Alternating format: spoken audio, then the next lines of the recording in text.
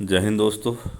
आज हम आपको जानकारी देंगे राष्ट्रीय ध्वज के बारे में, क्योंकि 13 अगस्त से 15 अगस्त तक राष्ट्रीय ध्वज हर घर तिरंगा सरकार द्वारा चलाया गया अमृत महोत्सव।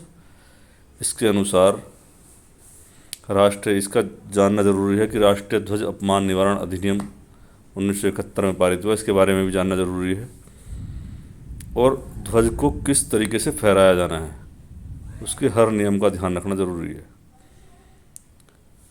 तो हम जाएंगे, सबसे पहले वीडियो शुरू करने से पहले राष्ट्रीय ध्वज अपमान निवारण अधिनियम के बारे में जानकारी देंगे। धारा 1 संक्षिप्त नाम और विस्तार। इस अधिनियम का नाम राष्ट्रीय ध्वज अपमान निवारण अधिनियम 1971 है।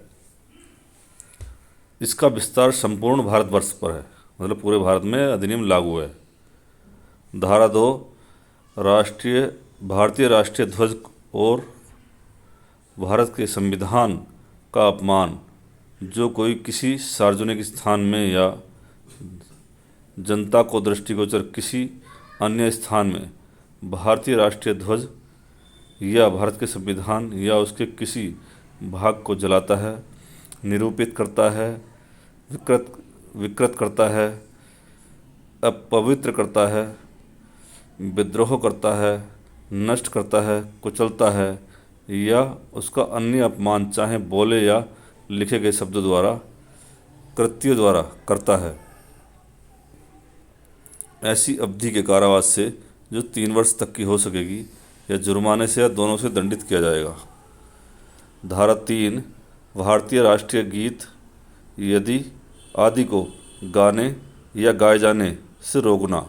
जो कोई आशयपूर्वक भारतीय राष्ट्रीय गीत को गाने या गाए जाने से रोकता है, गाने वाली किसी जनसमूह को विघ्नकारित करता है, तो ऐसे कारावास से जिसकी अवधि 3 वर्ष तक की हो सकेगी, जुर्माने से या दोनों से दंडित किया जाएगा।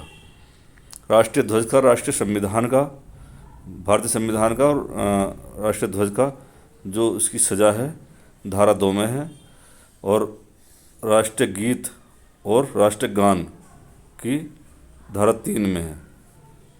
अब इसके बारे में, राष्ट्रीय ध्वज के बारे में पूर्ण जानकारी। तिरंगा झंडा जो में 3 रंग हैं, केसरिया, सफ़ेद, हरा। केसरिया रंग त्याग और बलिदान का प्रतीक है, सफ़ेद रंग शांति का प्रतीक है, हरा रंग समृद्धि का प्रतीक है। एक चक्र है जिसका रंग नेवी ब्लू है।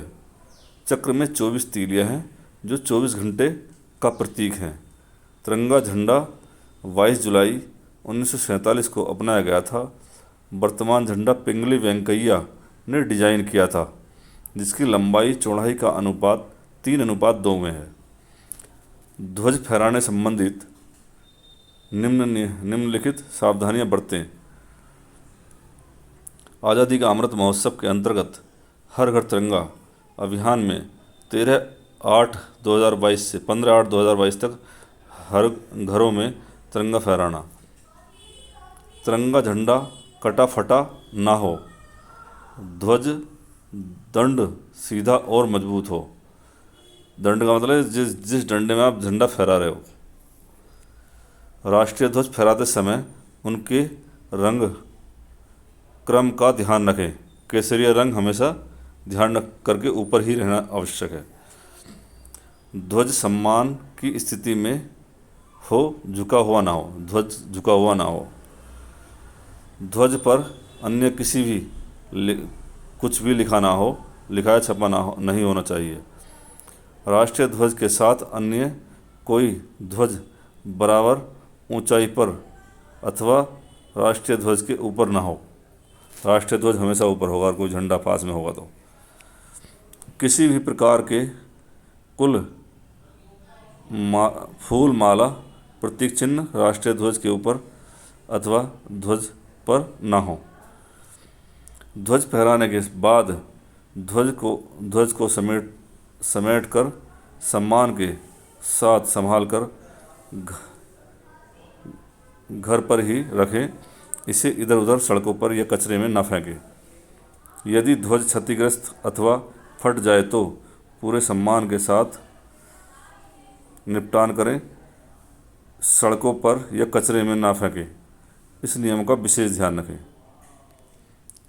राष्ट्रीय ध्वज फहराने का नियम वैसे तो सूर्यास्त का है। सूर्यास्त में सूर्यास्त के समय फहराया जाता है और सूर्योदय के समय फैला जाता है और सूर्यास्त के समय उसे ध्वज को सम्मानपूर्वक उतारा जाता है। थैंक यू दोस्तों। हमारी वीडियो को अधिक से अधिक शेयर और लाइक करें। हमारे channel online study Mohan Singh Gautam को अधिक से अधिक सब्सक्राइब करें। Thank you.